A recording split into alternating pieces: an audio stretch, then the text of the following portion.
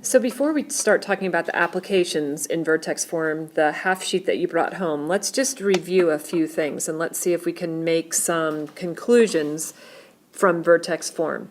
So what I want to do is step through these green functions first, and then I'm going to step through the red functions. And we're just going to talk about them in general. We're not going to graph them with points. We're going to graph what we know. So what do we know about this first one? This first one has a vertex of -2, -7. So I'm just going to guess where that is, -2, -7. What else do I know? I know that since it is a positive, right here, it opens up. So I'm just going to draw that. I don't need to know anything else about it. What can you tell me about this point? This point is a minimum, right? So it has a minimum value of whatever the y is. Well, where do I find that y? That y is right there at -7. So the minimum value is going to be -7.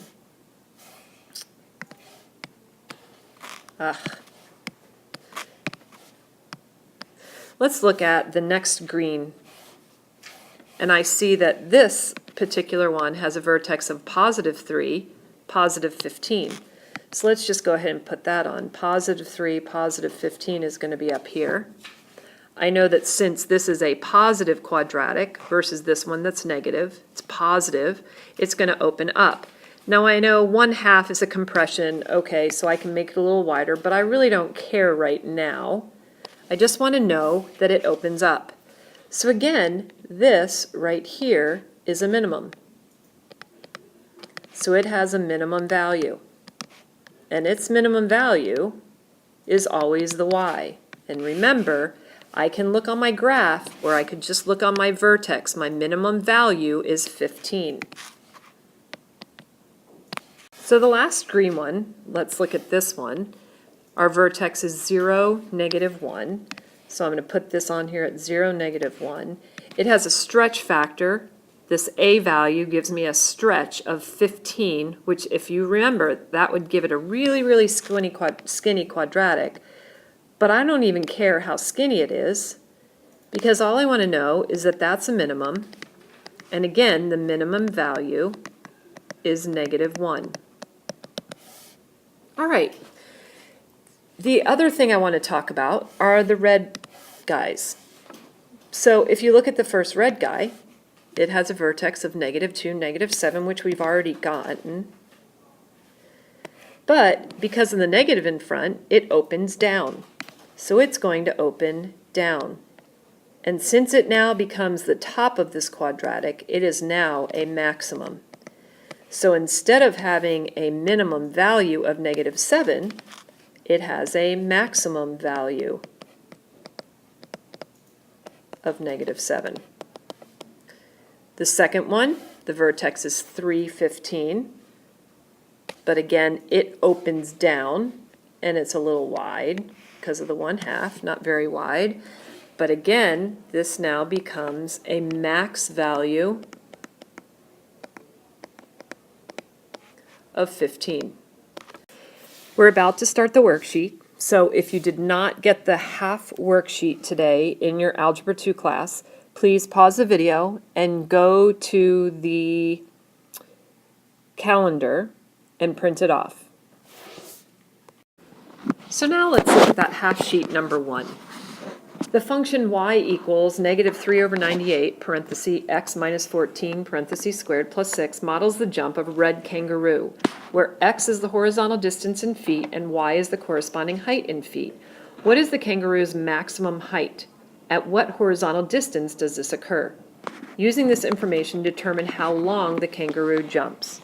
Okay, so the first thing I want to do is I want to draw a picture. We always draw pictures with word problems.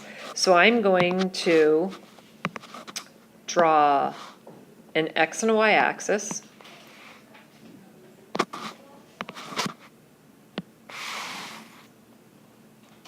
And on the x-axis, it tells me right here where x is the horizontal distance in feet. So this is going to be horizontal distance in feet. and y is going to be the corresponding height in feet. And I know I have this crazy equation here, which everyone looks at and freaks out. But I know this is my vertex. 14, 6 is my vertex. So I'm going to plot 14, 6. 2, 4, 6, 8, 10, 12, 14. 2, 4, 6. So this is going to be by 2's, and this is going to be by 2's. And 14, 6 is my vertex. And since it's negative, I know it's upside down. So I'm going to make this guy jump. Okay, so if he jumps, and I'm sorry, this video software doesn't make great, there's where he's going to jump. Okay? But the problem is he has to come down. Where does he come down? What do you know about this vertex right here? There is a line of symmetry that goes right through this vertex, which is perfectly in half. So I'm going to put my line of symmetry in there.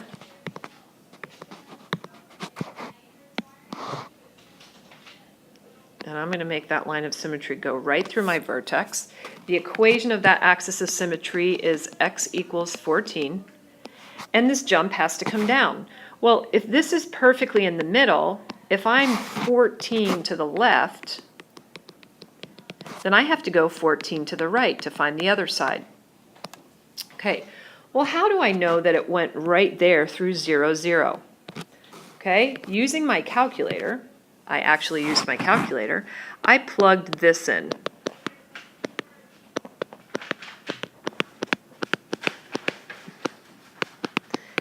Because we know the y-intercept is where x equals 0. So I plugged 0 in for x. And if you type this into your calculator, you are going to get 0. So the point 0, 0 is on my graph. I'm going to come down 14 on the other side.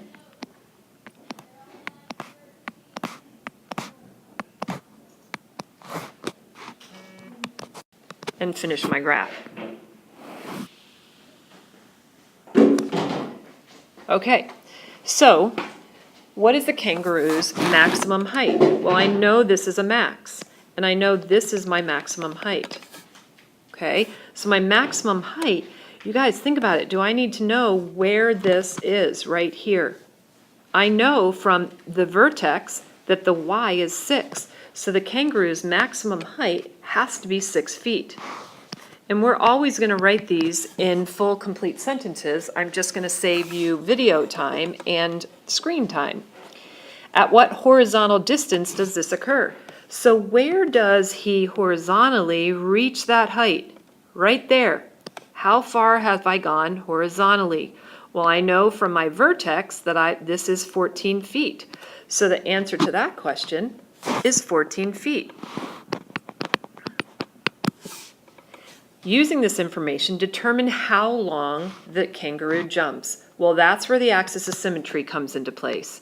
If I jump 14 feet to here, and this has to be halfway, then I know I jump another 14 feet. So the kangaroo actually jumps a total of 28 feet, and all of these would be in complete sentences.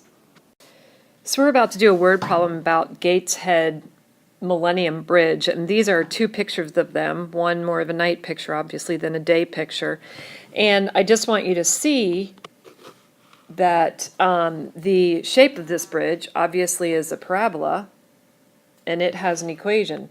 So we have the Millennium Bridge, it starts here and it ends here. Okay, and there's the vertex of this. It obviously is a negative parabola because it opens upside down. What happens here is ships go through this channel right here that you can see in here. And obviously if they were to go through right now, they'd bang into the bridge right there. Here's the bridge across here. I think it's actually a walking bridge. Yes, if you look down here, you can see there are people walking on it. But when a ship comes, there are gates here. You can see down here, there's a kind of a, I don't know, I'm not technical, but whatever. But this end then kind of starts pushing down, and this end will come up. and it will open to kind of a V, okay, here, and then the ships can run through, and then they will push this back down here, which is kind of cool. So anyhow, that's what we're about to look at. So what I'd like you to do now is I'd like you to go ahead and pause, read this work problem, and draw the picture.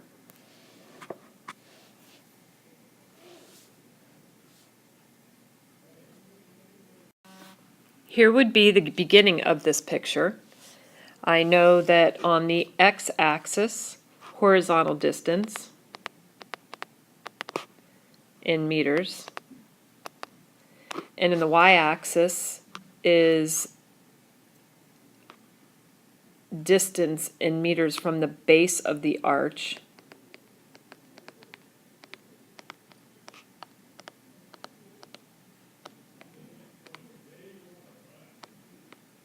in meters. I wanted to make sure that the end of a bridge obviously was at 0, 0 and it didn't have a y-intercept somewhere up here. So if you, in your calculator, type in -4/245, plug in 0 for x,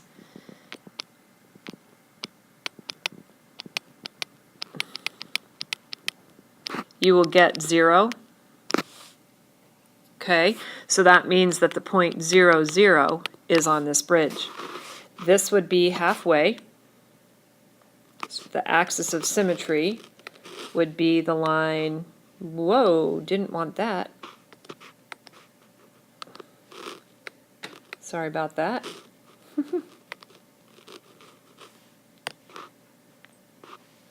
The axis of symmetry would be the line x equals 52.5, and that's halfway. So remember, if I'm going 52.5 this way, and this is half, I'm going to go another 52.5 this way. So 52.5 plus 52.5 is going to give me 105. So I know I have another intercept right here at 105. So now if I just connect this, I can create the bridge. Oops, missed, and I can't fix it. Sorry, there we go. Okay, don't missing your notes.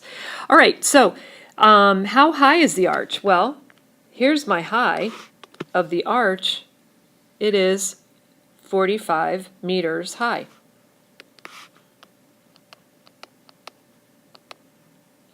At what horizontal distance does this occur? Okay, remember, horizontal is looking on the horizon, so that height happens at 52.5 meters from the base. And again, we're going to require full sentences for word problems, so let's make sure we're writing full sentences. How wide is the bridge? Well, we talked about that just before. Here's the width of the bridge. So the bridge is 105 meters wide. Okay, and this is it for the video. You have a number 3 talking about the Tacoma Narrows Bridge, and in a minute you can see a picture of that, but I want you to go ahead and answer that question to be picked up as homework on Monday. Such a beautiful bridge. Very interesting though, both of the parabolas that we've looked at so far have been negative quadratics, and you can see that this guy opens up, so he's going to have a positive quadratic. He opens up, so he's going to have a minimum value. I didn't know this, but as I was doing my little research to get you guys some pictures, the Narrows Bridge must have at some time collapsed. Kind of scary. But any of you interested in bridges, go ahead and do some more research.